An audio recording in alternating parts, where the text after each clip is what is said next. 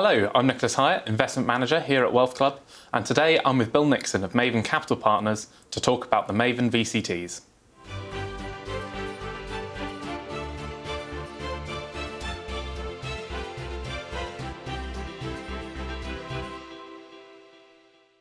Bill, for those who aren't familiar, could you tell us a little bit about Maven Capital Partners and also about your own background?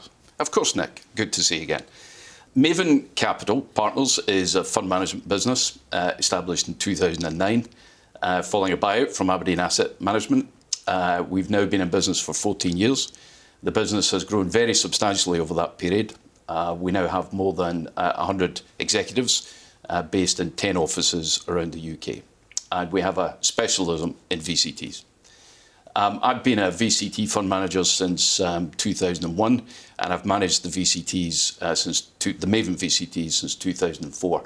And I've spent most of my senior career in the private equity sector. I've been in the private equity industry since 1991. And what is it that the Maven VCTs aim to deliver for investors? Well, the Maven VCTs are very focused, first of all, on capital preservation and also income. Over the last 20 years or so, we've seen the VCTs, very deliberate strategy, grow both in absolute size and by number of investments and also by sector exposure. And of course, in 2015, when there was a rules change, there's now increasingly a focus towards younger companies. So we have very large diversified portfolios up to or more than 100 companies, very diversified across sectors and stage of investment. But the key objective for me and my team is to produce regular income for shareholders and to preserve their capital. So when you're looking for those younger companies, what sorts of traits are you looking for in investments? And are there any sectors or companies that you rule out completely?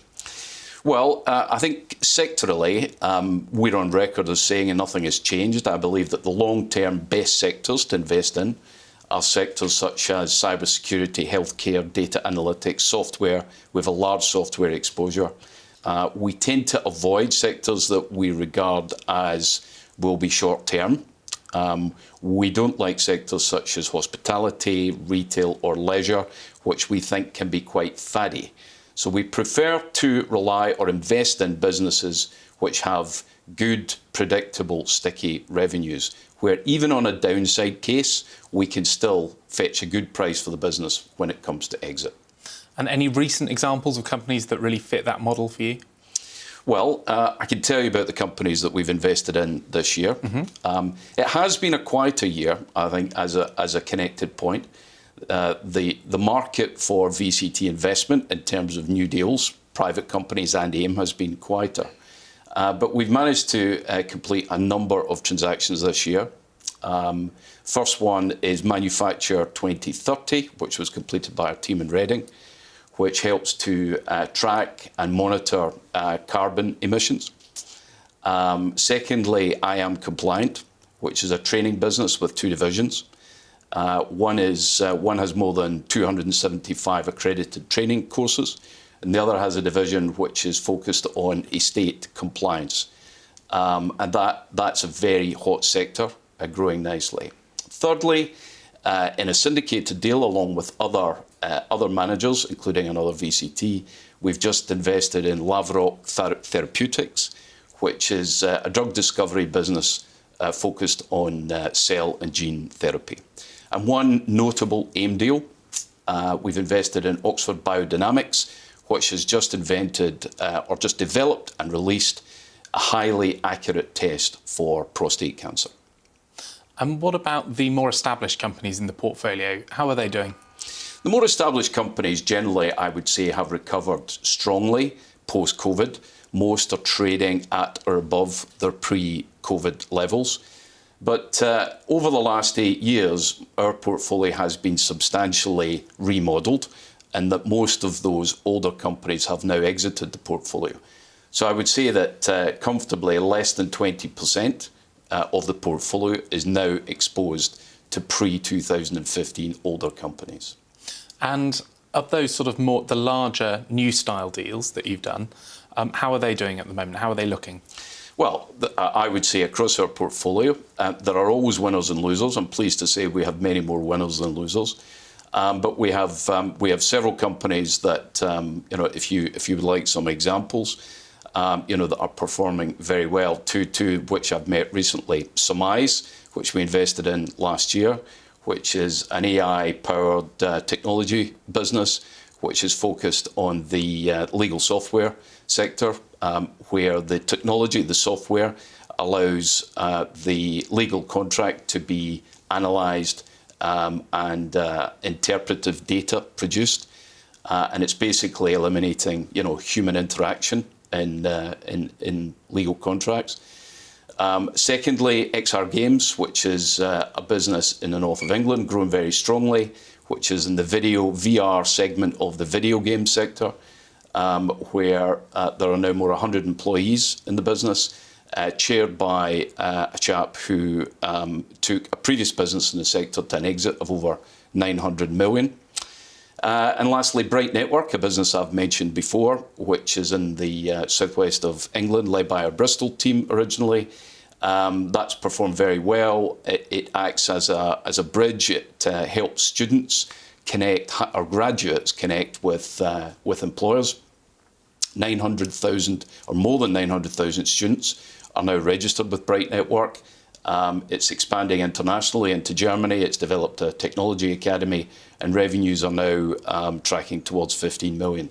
So a very nice portfolio. So we have some excellent assets in the portfolio, that will in due course hopefully generate some very good exits. Good companies have a lot of people chasing them, trying to give them money. How do you support your companies beyond just funding? It's a very good question, because ultimately capital is a commodity, and there are many investors out there who will invest.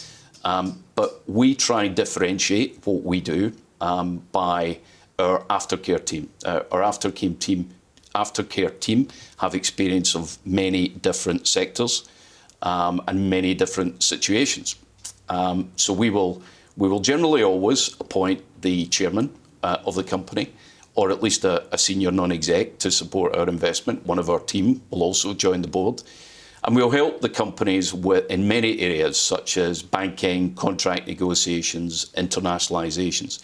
But in the main, when all shareholders conclude that it's time to exit, we'll help select the correct advisors, given that we have many relationships across the corporate finance advisory community in the UK. We'll pick the best advisors, we'll help the company pick the best advisors who will help get the best price. The economic environment has changed a lot recently, most notably probably with higher interest rates. How has that affected the way you invest, or has it affected the way you invest? Yes, I think it has affected the way we invest. I think notably the UK market for venture investing in the first 6 months of this year was notably quieter. I think there's a number of reasons for that. I think even before we saw the spike in interest rates, technology valuations fell, capital was more constrained, and particularly buyers in the US were less active. So I think interest rates have only compounded that lack of or reduced confidence. And we saw that in a reduced level of activity this year. Many companies which required capital delayed coming out to the market until valuations recovered. And we're now seeing, after a quieter first half of the year, we're now seeing more activity in the second half of this year. Investing in early stage companies is always risky. What percentage of companies do you think will actually make it when you make an investment? It's a question I've been asked before, and it's one I'll give a similar answer to. There is a perception, a widely held perception, that a large number of venture-backed companies or VCT-backed companies fail. That's actually not the case, because we tend to invest when the company is semi-mature, typically when it's got 1 to 3 million in revenues. So outright failure is unlikely. What is more likely is that growth becomes difficult, revenues become difficult, or markets change, and the company has to be sold, possibly through an accelerated process. But yes, you're right that ultimately in a venture portfolio, I would say 20 or 30% of the companies you back will ultimately gravitate to be the winners. The talent in our business is managing the difficult cases and getting your money back. On the subject of getting your money back, exits. Have you had any recent exits that you can talk about?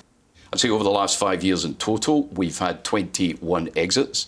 The largest single exit we had was from a business called Quorum Cybersecurity, where we made 6.5 times multiple of money, so 6.5 times cost, effectively. We had a very good exit from an insurance business called Global Risk Partners, where we made about 3.3 times money. And more recently, we sold last year e.fundamentals to a US private equity acquirer. But we've had many exits, as I say, more than 20 over the last 5 years, which helps underpin our dividend capacity. So what about the performance of the VCTs as a whole? How have they done? Well, ultimately, performance is the measure of the success of a manager. I would say our VCTs have been very steady, solid performers. If you look at the trend in NAV total return, in something like 12 or 13 out of the last 14 years, they have all delivered an uplift in total return NAV. And dividends are obviously a very important part of that. What level of dividends do the various VCTs target? So our VCTs have a uniform dividend policy, 5% a year tax-free, and I'm pleased to say over the last few years, we've achieved that target hurdle. So Bill, to sum up, if I'm investing in one or a group perhaps of VCTs this year, why should I consider the Maven VCTs? Well, there are many good VCT managers out there, but I think if an investor invests with Maven, I think they get access to a very large existing portfolio, embedded portfolio of very diverse, interesting assets, a track record of dividend performance, a regional team who are very experienced in the management of VCTs, and who've also committed a significant amount of their own capital. Our board and management team over the last 20 years have invested, including this round, have invested more than 5 million in the Maven VCTs. So our interests are wholly aligned with investors. Bill Nixon of Maven Capital Partners, thank you very much. Thank you, Nick. If you're watching on YouTube, please press like and subscribe to the channel for more.